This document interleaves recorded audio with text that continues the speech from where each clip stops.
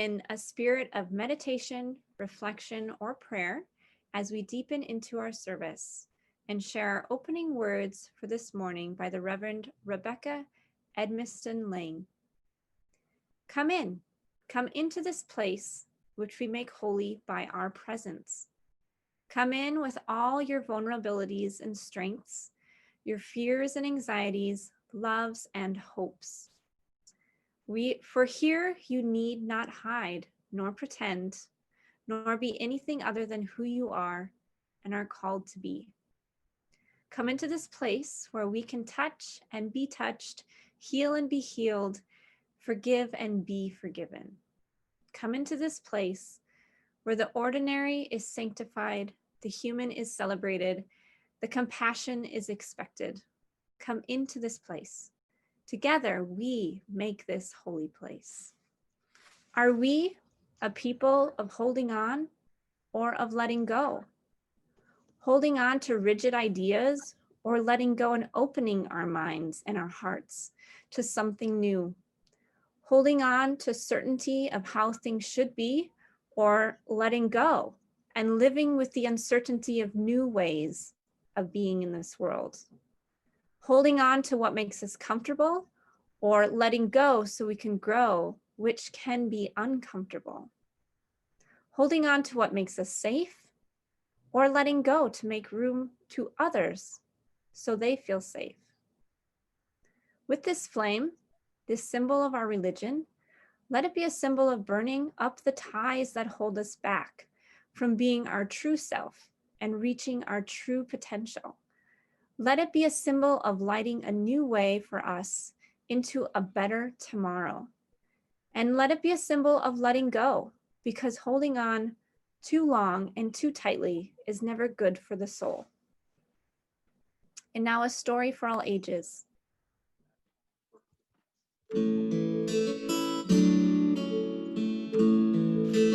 The Story of Ferdinand by Munro Leaf. Drawings by Robert Lawson.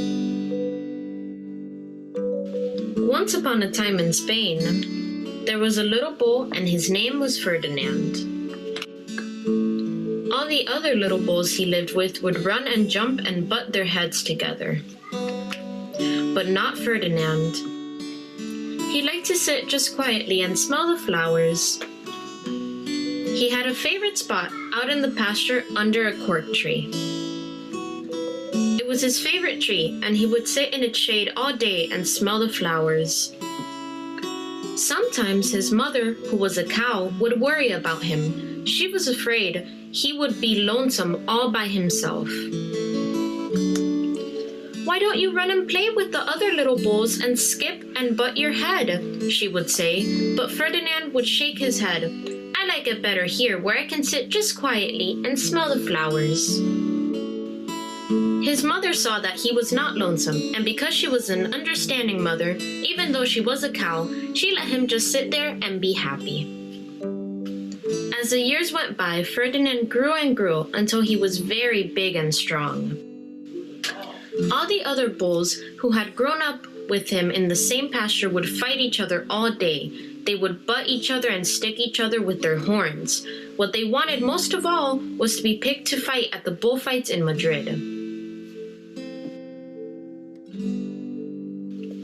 But not Ferdinand. He still liked to sit just quietly under the cork tree and smell the flowers. One day, 5 men came in very funny hats to pick the biggest, fastest, and roughest bull to fight in the bullfights in Madrid. All the other bulls ran around snorting and butting, leaping and jumping, so the men would think that they were very, very strong and fierce, and pick them. Ferdinand knew that they wouldn't pick him, and he didn't care, so he went out to his favorite cork tree to sit down. He didn't look where he was sitting, and instead of sitting on the nice cool grass in the shade, he sat on a bumblebee. Well, if you were a bumblebee and a bull sat on you, what would you do? You would sting him, and that is just what this bee did to Ferdinand. "Wow, did it hurt! Ferdinand jumped up with a snort. He ran around puffing and snorting, butting and pawing the ground as if he were crazy. The 5 men saw him, and they all shouted with joy. Here was the largest and fiercest bull of all, just the one for the bullfights in Madrid. So they took him away for the bullfight day in a cart. What a day it was! Flags were flying, bands were playing, and all the lovely ladies had flowers in their hair. They had a parade into the bull ring. First came the banderilleros, with long sharp pins with ribbons on them to stick in the bull and make him mad. Next came the picadores, who rode skinny horses, and they had long spears to stick in the bull and make him even madder. Then came the matador, the proudest of all. He thought he was very handsome and bowed to the ladies. He had a red cape and a sword and was supposed to stick the bull last of all. Then came the bull, and you know who that was, don't you? Ferdinand. They called him Ferdinand the Fierce, and all the banderilleros were afraid of him, and the picadores were afraid of him, and the matador was scared stiff. Ferdinand ran to the middle of the ring, and everyone shouted and clapped because they thought he was going to fight fiercely and butt and snort and stick his horns around. But not Ferdinand. When he got to the middle of the ring, he saw the flowers in all the lovely ladies' hair, and he just sat down quietly and smelled. He wouldn't fight and be fierce no matter what they did. He just sat and smelled, and the banderilleros were mad, and the picadores were madder, and the matador was so mad he cried because he couldn't show off with his cape and sword. So they had to take Ferdinand home. And for all I know, he is sitting there still, under his favorite cork tree, smelling the flowers just quietly. He is very happy. The end. There's a Hindu story that's told about Indian hunters, and the hunters have a reliable way of catching monkeys. A half a coconut is hollowed out and a hole made in the top that is only large enough to let the monkey's open hand pass through. The coconut is then pinned to the ground with tempting food placed beneath. A monkey approaches, intent on getting a hold of the food beneath the coconut. But as soon as the monkey grasps the food in its fist, it can't pull its hand and the food free of the coconut. And caught by its own unwillingness to open its fist, it stays trapped. I don't know about you, but a great deal of my unhappiness in life comes because I won't open my fist. There is a way I want things to be, and I am unhappy if the universe will not cooperate. Not only cooperate, but cooperate in my time frame. Is that so much to ask? Sometimes it's trivial stuff. I send out a text or an email and wait a good 10 seconds for a response. And when it isn't instantly there, I start thinking about calling. Surely I've waited long enough. I only want the impossible, that's all. Many times, what I want is absolutely futile. In my previous job, I had a very long commute, and along that commute, there are places where traffic slows down every single day. Often, it's near an on-ramp. If the through traffic would just go at a steady pace and leave room between each car, the merging cars could enter without slowing traffic. It would be like a zipper, and I am convinced of this. Yet every day, the through cars go as fast as they can, and then they overbrake at the merging spots, which slows and then halts traffic. And then everyone drives on each other's bumpers, convinced that they will arrive at work faster if they do that, and merging becomes a nightmare. And every day I sat in traffic and had this argument with people in my head, completely unwilling or unable to accept reality. Finally, I started riding the bus so I could quit being a broken record. On the bus, you are at liberty to not pay attention to foolish drivers and read a book instead. Another of my futile rants involves people squeezing avocados in the store. You can tell if an avocado is ripe because it is more black than green, it feels lighter than unripe avocados, and the little bit of stem comes out easily. But really, color alone will tell you most of what you need to know. But many people prefer to give the avocado a good pinch to see if it's soft. I believe, without actually knowing, but I believe with all my being, that those pinches are what makes for rotten spots in the avocados. And you know, avocados are expensive. It is so disappointing to open one up and find it all bruised and inedible. Such a waste. So I don't really escalate to road rage, even when all those other drivers can't get it right. But oh my, do I feel avocado rage. I don't even want to yell at avocado pinchers. I fantasize instead about hitting them. I know, ridiculous. Don't worry, I never have, and I never will. My avocado rage, however, has never changed a single thing. If I would just let go of my determination that everyone quit pinching avocados, I would be a happier person in the produce section. And these are fairly lighthearted examples of how our own expectations of the way the world should be can get in the way of our own happiness or peace. We've had a couple of services now where the Buddhist concept of equanimity was referenced. It is one of the 4 best homes of the mind, or the Brahma Vihara. The others being sympathetic joy, loving kindness, and compassion. And I'm not a Buddhist, and I will say right off that I have only a surface understanding of these things, but I return often, as you know, to equanimity. Lately, I've been pondering equanimity and my unwillingness to let things go. My insistence that things should be a certain way. And sometimes I'm on top of my equanimity game. On the transition team, we are finalizing the step in the transition process of mapping the future. I had a lot of ideas about doing the work of the past and the present, so I told myself to back off a bit and make more room for others when we were creating the process for doing the work of the future. I had ideas, but without needing to hold on to those ideas, I was better able to hear other ideas. And indeed, the other members of the transition team had one excellent idea after another and created a process that was much better than I could have done on my own. This is almost always the case, that we are better together than we ever could be alone. But if you come in clutching something too tightly, you will never know the joy of creating something out of many voices. It's a good thing to remember, and remember, and remember. I see this in the congregation when we talk about theology or justice. People arrive holding a certain perspective and yearn for validation. It makes it hard to be open to other truths. I notice for myself where I hold on tightly and where I can't let go is when I lead with fear. And where fear is involved, equanimity is much harder to come by.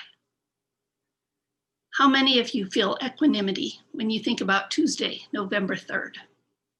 So many people have said to me, I can't even think about it. The reality is, though, that most of us are thinking about it rather obsessively. I think I have the least amount of equanimity with the people I love, especially the people I love who bring out all my fears in their full glory. You may have some people like that in your own life. One of my friends has a son who is quite troubled. She says she will not be the parent who is surprised if he ends up in a bell tower shooting. Meanwhile, there are essentially zero resources available to help her or her son. So she worries. She tries to figure out how to change a situation that she cannot change, and it robs every day of its joy. Another friend has an adult child that has significant mental health challenges. There came a point where my friend told me, I have to accept that I do not have the power to keep my child alive. That requires some serious equanimity. Some of you are looking for work or who have family members who are looking for work. I imagine you know something about how hard equanimity is to come by. We are so very, very good at spinning out the what ifs. All of our worst case scenarios start their dance and our fear grows. I have people very close to me that scare me all the time.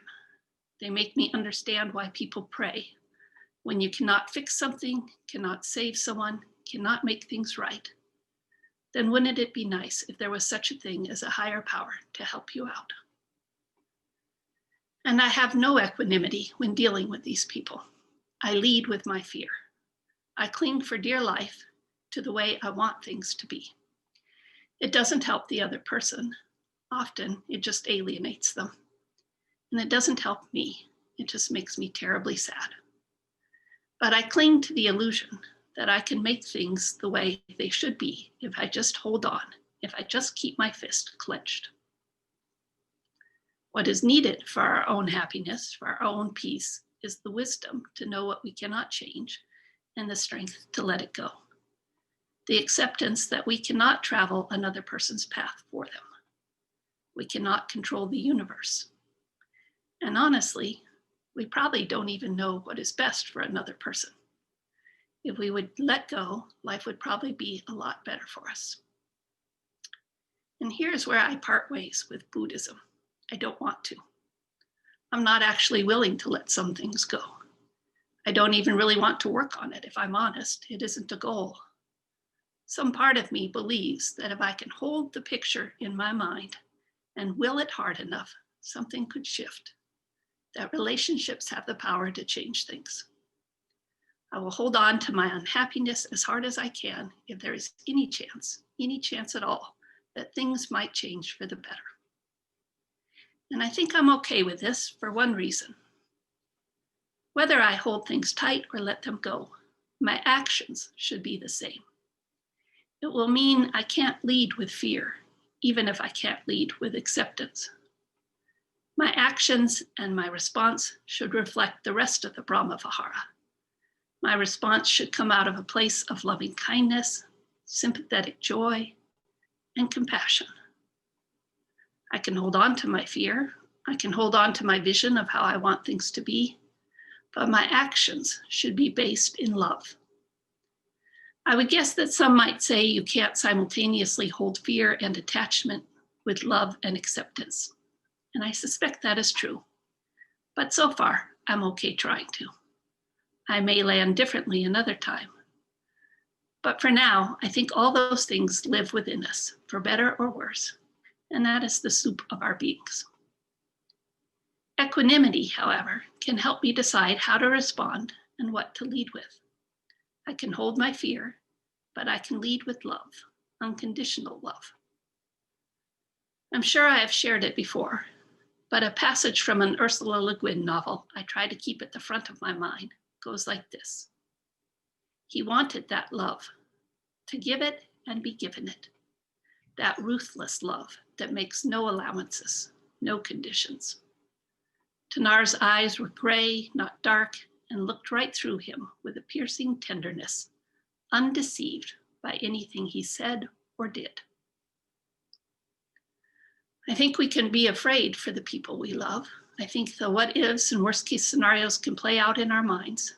But if we look at our beloveds with a love that is undeceived by anything they say or do, and lead from there, perhaps equanimity is more possible. When we want to change people and fix things, we can feel that, but then just offer love and nothing else. Not fear, not advice, and not judgment. I've heard it said that equanimity is the cool part to balance the warmth of compassion, sympathetic joy, and loving kindness. Equanimity is what keeps those things from sliding off into sentimentality. Equanimity keeps the bird's eye view, the big picture. It acknowledges the parts of us that want to tell our children when they are making terrible mistakes, when we yearn to keep someone alive, when we want to hit people for pinching avocados, when our feelings are hurt and we want to lash out. when our judgment gets up on its high horse, when decision fatigue and compassion fatigue overwhelm us. The equanimity reminds us that all of our feelings, all of our joys and sorrows are part of a much, much bigger story and helps us to find some perspective. Some therapists encourage people to go ahead and imagine and roll around in the worst case scenario. What if the worst thing does happen? Then what? And what after that? How will it feel? What will it be like? What resources do you have if that happens? It takes a lot of courage, but I imagine it helps you with your equanimity. What if the election, for instance, does not go the way you want it to? Maybe spend some time dwelling there. The author Naomi Klein was the Ware lecturer for our General Assembly this year. She has written about the shock doctrine, about how the powerful do wicked things and seize power when the people are distracted by calamity. It might turn out to be useful to mentally prepare for an outcome you do not want, so you can face what is next with equanimity, so you can be paying attention to what the wicked are helping themselves to and do something about it, rather than be curled up on the floor, lost in our feelings. That might be true for your more immediate life as well. I knew of a woman who was an excellent lucid dreamer. She would be having a nightmare, and in the midst of the fear, she would think, no, wait, I am a powerful, capable person. I've got this. And then she would change the direction of her dream. Maybe we should see our 3 a.m. brain as an opportunity to meet our worst fears head on and practice being powerful, capable people with resources. I'll close with what I think is a really beautiful example of equanimity. Theologian and civil rights leader Howard Thurman said, "Here is a mystery. If sweeping through the door of my heart, there moves continually a genuine love for you, it bypasses all your hate and all your indifference and gets through to you at your center. You are powerless to do anything about it. You may keep alive in devious ways the fires of your bitter heart, but they cannot get through to me. Underneath the surface of all the tension, something else is at work. It is utterly impossible for you to keep another from loving you." Far beyond the grasp of hands, oh, light to meet the eye, past the reaches of the mind. There find the key to nature's harmony in an architecture so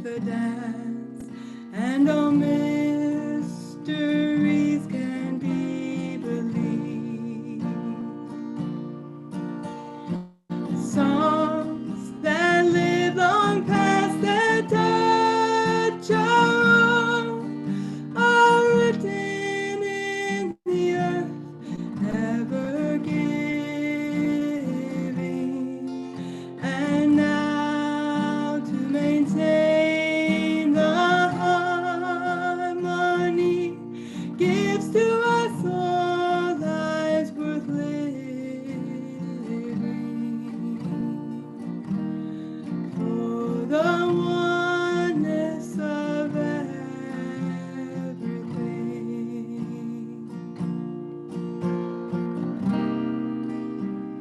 Still, we seek to find a truth that we might understand and reduce to terms defined. Vast and immeasurable time and space, also overwhelmingly designed. Or passing years just might I know the fate. There winters in the heart to be reborn in spring, to hear and to feel the pulse of life enters my soul as a song to sing of the oneness of everything.